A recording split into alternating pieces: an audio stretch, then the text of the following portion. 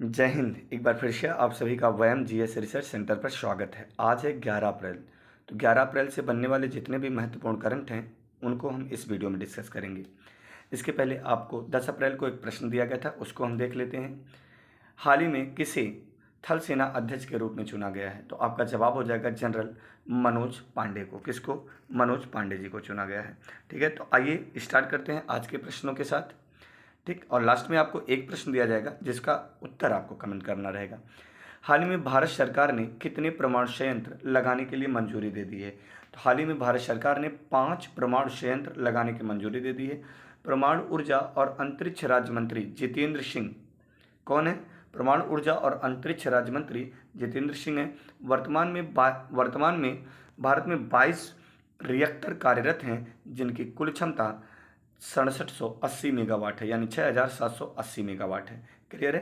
परमाणु ऊर्जा और अंतरिक्ष राज्य मंत्री कौन है? जितेंद्र सिंह। और अभी हाल ही में कितने नए बनाने की घोषणा की गई है? तो 5। क्लियर है?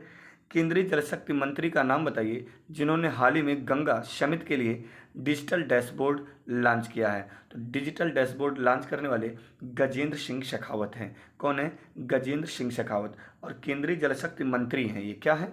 केंद्रीय जल शक्ति मंत्री हैं। क्लियर? अगले प्रश्न पर चलते हैं। हाल ही में किस राज्य के मुख्यमंत्री शिवराज सिंह चौहान? तो शिवराज सिंह चौहान किस राज्य के मुख्यमंत्री? मध्य प्रदेश के। तो हाल ही में किस राज्य के मुख्यमंत्री शिवराज सिंह चौहान ने मुख्यमंत्री उद्योग क्रांति योजना, तो आपको याद रखना है मुख्यमंत्री उद्योग क्रांति योजना किस राज्य ने शुरू किया है? तो आपका जवाब हो जाएगा मध्य प्रदेश। मुख्यमंत्री उद्योग क्रांति योजना, तो मुख्यमंत्री उद्योग क्रांति योजना शुरू करने वाले मुख्यमंत्री शिवराज सिंह हैं जो मध्य प्रदेश के हैं। ठीक है, अब ये क्या है? तो इस योजना के तहत युवाओं को स्वरोजगार के लिए कितना 1 लाख से 50 लाख तक का ऋण दिया जाएगा। कितना दिया जाएगा? 1 लाख से 50 लाख तक का ऋण दिया जाएगा। क्लियर है? हाल ही में खगोल विलोपन ने किस ग्रह के समान K2 2016 BLG 005 LB के रूप में डब किए गए जुड़वा ग्रह की खोज की है?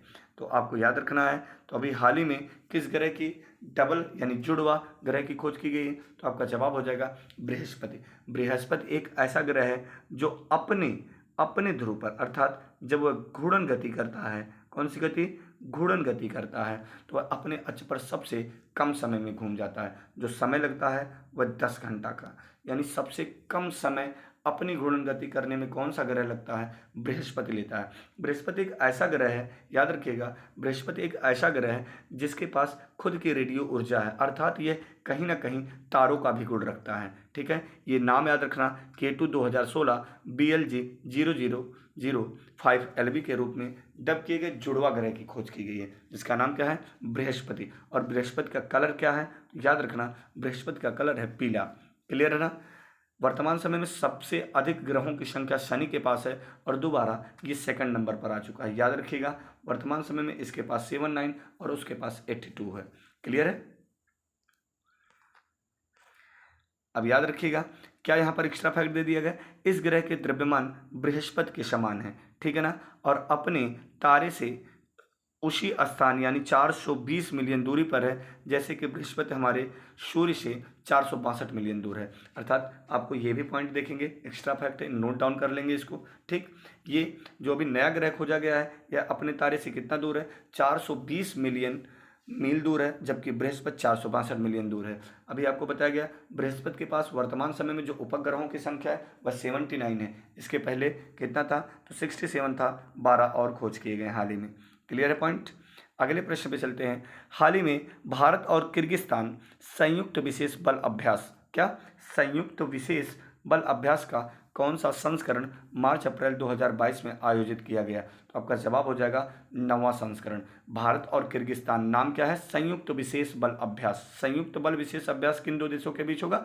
भारत और किर्गिस्तान के बीच होगा। ये कौन सा संस्करण? 9वां संस्करण है। और ये कहाँ पर होगा? तो हिमाचल प्रदेश की बकलोल में आयोजित किया गया है। कहाँ पर? ये हिमाचल प्रदेश के बकलोल में आयोजित किया गया है। याद रखेंगे, कहाँ पर आयोजित किया गया? हिमाचल प्रदेश में। हाल ही में 67वां CRPF शौर्य दिवस कब मनाया गया है? तो CRPF शौर्य दिवस कब मनाया जाता है? तो आपका जवाब हो जाएगा 9 अप्रैल को मनाया जाता है। 1 अप्रैल को क्या मनाया जाता है? RBI स्थापना दिवस के रूप में मनाया जाता है और उड़ीसा दिवस के रूप में मनाया जाता है। जबकि 2 अप्रैल को क्या मनाया जाता है? तो 2 अप्रैल को मनाया जाता है अंतर्राष्ट्रीय बाल पुस्तक दिवस के रूप में मनाया जाता है। 3 अप्रैल को क्या मनाया जाता है? तो 3 अप्रैल को हिंदी रंगमंच दिवस के रूप में मनाया जाता है। ठीक है, 4 अप्रैल आप लोग कमेंट कर देंगे सभी बच्चे। ठीक है, आगे हम लोग चलते हैं। हाल ही में रिपोर्ट के अनुसार पिछले 2 वर्ष में किस राज्य में जंगल की आग की घटना सबसे अधिक हुई है? तो आपका जवाब हो जाएगा मिजोरम। मिजोरम कैसा राज्य है? तो याद रखिएगा, जो पूर्वोत्तर राज्य हैं, पूर्वोत्तर राज्यों में एक राज्य है जिसका नाम है मिजोरम। क्या नाम है? मिजोरम। यानी जो 7 सिस्टर्स के नाम से जाने जाते हैं उन्हीं में एक राज्य है मिजोरम। क्लियर है? और याद रखना कि पिछले 2 वर्ष में रिपोर्ट जो दर्ज की गई है उसमें सबसे अधिक आग लगने की घटना किसके जंगल में हुई है? तो मिजोरम में। कहां पर हुई है? मिजोरम में। क्लियर है? हाल ही में अंतरराष्ट्रीय बुकर पुरस्कार के लिए चयनित होने वाला पहला हिंदी उपन्यास कौन सा बना है? तो अंतरराष्ट्रीय बुकर पुरस्कार के लिए चयनित होने वाला पहला हिंदी उपन्यास कौन सा बना है? तो आपका जवाब हो जाएगा टांबा ऑफ सेंड। कौन सा बना है? टांबा ऑफ सेंड बना है। ठीक है, तो टांबा ऑफ सेंड। भारत की सबसे ऊंची मेडिकल टावर हाल ही में कहाँ बनेगी? तो भारत की सबसे ऊंची मेडिकल टावर जयपुर में बनेगी। जयपुर कहाँ की राजधानी है? तो राजस्थान की राजधानी है। इसे पिंक सिटी के नाम से जाना जाता है। किस सिटी के नाम से जाना जाता है? इसे पिंक सिटी के नाम से जाना जाता है। क्लियर है? हाल ही में RBI ने एक्सिस बैंक और किस बैंक पर 93 हजार लाख का जुर्माना लगाया? यानी हाल ही में RBI reserve bank of India, तो रिजर्व बैंक ऑफ इंडिया ने एक्सिस बैंक और किस बैंक, तो यानी कौन सा बैंक हुआ जिस पे 93 लाख का जुर्माना लगा है? तो आपका जवाब हो जाएगा IDBI। कौन से बैंक पर?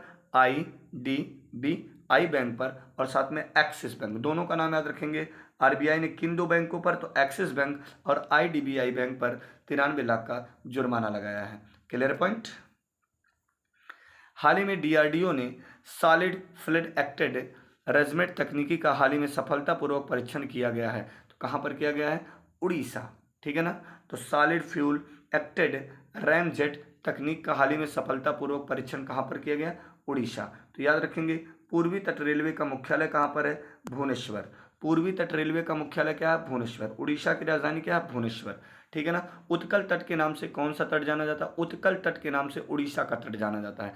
जो उड़ीसा का तट है यह किस नाम से जाना जाता है प्यारे बच्चों? तो आपका जवाब हो जाएगा उत्कल तट के नाम से जाना जाता है। ठीक, और पूर्वी तट रेलवे का मुख्यालय भुवनेश्वर है। क्लियर? तो हाल ही में DRDO solid fuel acted ramjet तकनीकी का हाल ही में सफलतापूर्वक परीक्षण किया गया। कहाँ पर? उड़ीसा में। कहाँ पर प्यारे बच्चों? उड़ीसा में। आगे चलते हैं हम। ये लास्ट प्रश्न था। तो आज आप लोगों के लिए प्रश्न ये है, अगर आपसे पूछ लिया जाए, बताइए संयुक्त राष्ट्र संघ द्वारा किस देश को मानवाधिकार परिषद से विमुख कर दिया गया है, अर्थात निकाल दिया गया है? ये आपको कमेंट करना है। आज के लिए इतना ही। Best of luck.